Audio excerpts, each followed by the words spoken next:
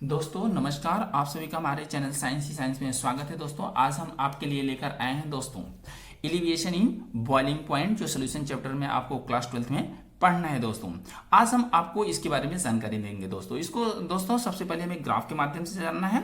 इस ग्राफ में solvent, solution और बॉइलिंग पॉइंट, ये तीनों अगर हमें समझ में आ जाएगा तो एलिवेशन इन बॉइलिंग पॉइंट हमें एकदम कंफर्म हो जाएगा। दोस्तों सबसे पहले सॉल्वेंट क्या होता है दोस्तों, इसको कहते हैं हिंदी में विलायक। क्या होता है, जो कोई भी चीज किसी चीज में अगर घोल दी जाती है वह क्या होता है, सॉल्वेंट होता है। इसकी एक्सेस मात्रा में भी लेते हैं, जैसे वाटर हमारा क्या होता है दोस्तों, सॉल्वेंट होता है। सपोज दैट उसमें हमने शुगर डाल दिया और जो बन गया तीनों मिलाकर वह क्या हो जाता है दोस्तों, सोल्यूशन हो जाता है। और हमारा जो ग्राफ है दोस्तों, टेम्परेचर, वेपर प्रेशर और ये जो आप डिफरेंस देख रहे हैं डेल्टा टीवी, यही एलिवेशन इन बॉइलिंग पॉइंट है। इसको कैसे समझना है दोस्तों, आप देख रहे हैं हमने ग्राफ को ए से बी बनाया है, दूसरा है सी से डी। जो सॉल्वेंट वाला है दोस्तों वो ए से बी है और जो सोल्यूशन वाला है वो सी से डी। आप देख रहे हैं कि जो हमने ऐसे यहां पर मिलाया हुआ है और फिर इसको हमने टेम्परेचर वाले पे मिलाया, जिसको टीवी नॉट कहते हैं। और दूसरा जो है आप देख रहे हैं जो सोल्यूशन से जो कट करता है उसको टी बी कहते हैं। ठीक है दोस्तों, अब ये होता क्या है, इन दोनों का डिफरेंस क्या होता है, इसी को समझना है एलिवेशन इन बॉइलिंग पॉइंट में। तो सबसे पहले दोस्तों हम आपको बताने जा रहे हैं बॉइलिंग पॉइंट क्या होता है। The boiling point of the liquid is the temperature at which the vapor pressure of liquid become equal to the atmospheric pressure।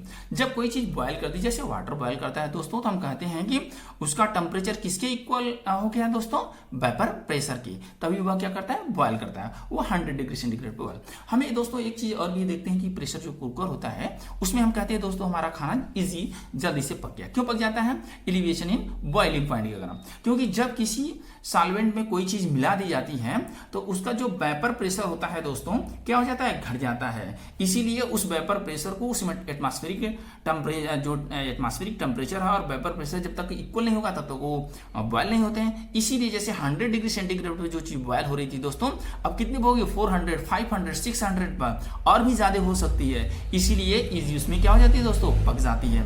और हमें याद भी रखना है दोस्तों, जो सॉल्वेंट होते हैं, जो सोल्यूशन होते हैं, किसमें बॉइलिंग पॉइंट किसकी जाती होती है, किसका वेपर प्रेशर ज्यादा होता है, ये दोस्तों हम आगे आपको क्लियर कर देंगे। ठीक है दोस्तों, सबसे पहले आपको देखिए दोस्तों यहाँ पर लिखा हुआ है vapour pressure of water at 100 degree centigrade. इसको केल्विन में कन्वर्ट किया है, 273 ऐड कर देंगे।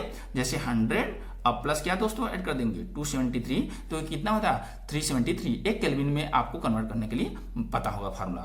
ठीक है दोस्तों, अब आगे देखिए, अब ये जो हमारा एटमॉस्फेरिक जो प्रेशर होता है उसको बार यूनिट होती है या एटीएम यूनिट होती है।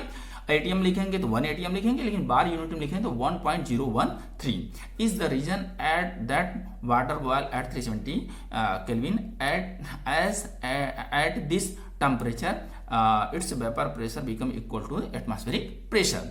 कहने का मतलब दोस्तों, जब हमारा कोई चीज बॉयल होता है तो हम कहते हैं कि वह क्या करता है, किस टेम्परेचर के बराबर हो जाता है।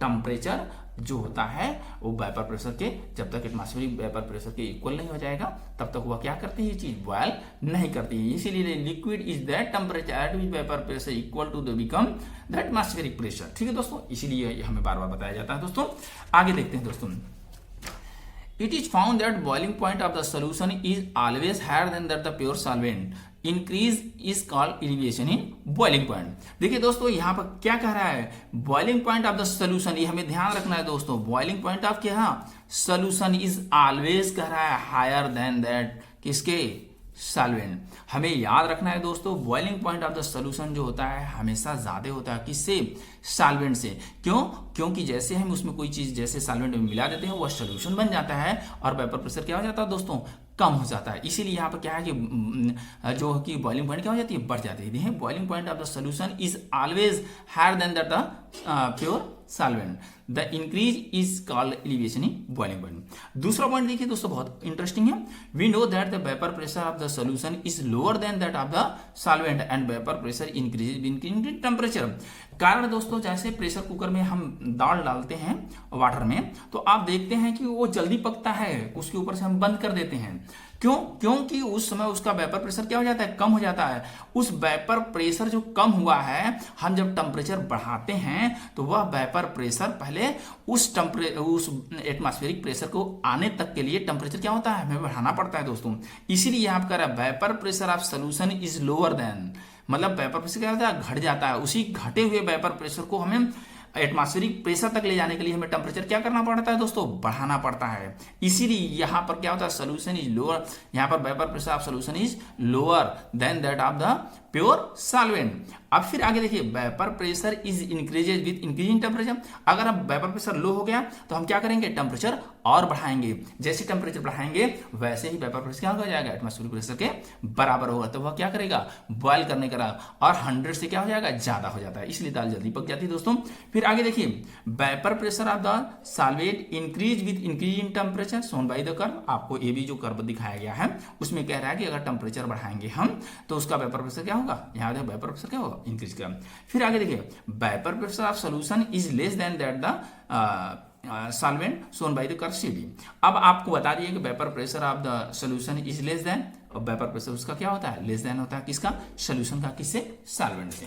आगे देखिए दोस्तों, the temperature at which the vapor pressure of the solvent and solution become equal to the atmospheric pressure। एक देखिए डेल्टा टीवी नॉट दिया हुआ, एक टीवी। अब आप इसमें देख सकते हैं दोस्तों कि जो डेल्टा टीवी नॉट है किसका है दोस्तों, सॉल्वेंट का है, और जो टीवी है केवल वो किसका है, सोल्यूशन का दोस्तों।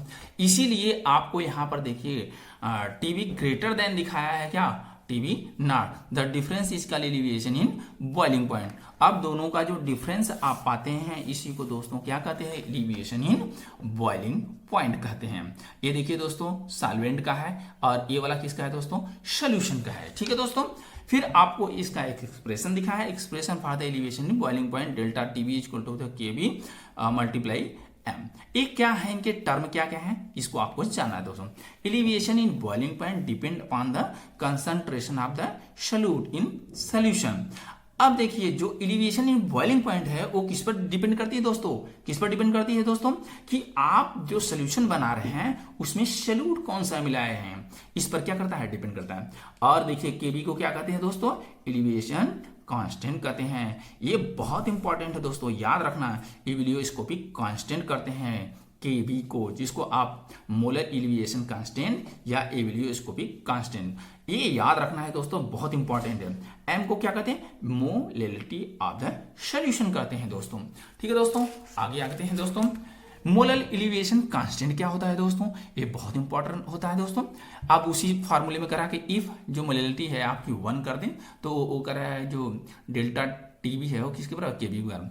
मे be defined as elevation in boiling point when the molality of the solution is unity, मतलब 1 हो जाए, mole of the solute is dissolve 1 kg या उसी को 1000 gram of the solvent. The unit of KB are degree per molality दिया हुआ दोस्तों, इसको के बाई एम भी लिखते हैं या डिग्री सेंटीग्रेड एम लिखते हैं, केजी पर मोल लिखते हैं दोस्तों। अब दोस्तों ये बात क्यों हम कह रहे हैं, क्योंकि जब आपको क्वेश्चन सॉल्व करेंगे उसमें सबसे ज्यादा वाटर का पूछता है कि बताइए एलियोस्कोपिक कांस्टेंट ऑफ वाटर कितना होता है, तुरंत बताइएगा दोस्तों। वाटर का हमेशा याद लर्न कर लीजिएगा, 0.52 होता है। ये दोस्तों आपको विथ यूनिट क्या करना है, लर्न कर लेना है कि, और कभी कभार तो पेपर में देता ही नहीं है कि वाटर का जो एलियोस्कोपिक कांस्टेंट है वो कितना होता है। तो याद रखिएगा दोस्तों 0.52 होता है, लर्न कर लीजिएगा। बेंजीन का होता है दोस्तों 2.53 होता है, इथाइल एल्कोहल का होता है 1.20, क्लोरोफार्म का होता है दोस्तों 3.63। ठीक है दोस्तों, इस तरह हमने आज आपको दोस्तों इसके बारे में जानकारी दी थी, एलिवेशन इन बॉइलिंग पॉइंट। दोस्तों एक बार पुनः दोस्तों आपको बता रहे हैं हम कि इसमें जो ग्राफ है, अगर थोड़ा बहुत कंफ्यूजन उसको दूर कर लीजिए दोस्तों।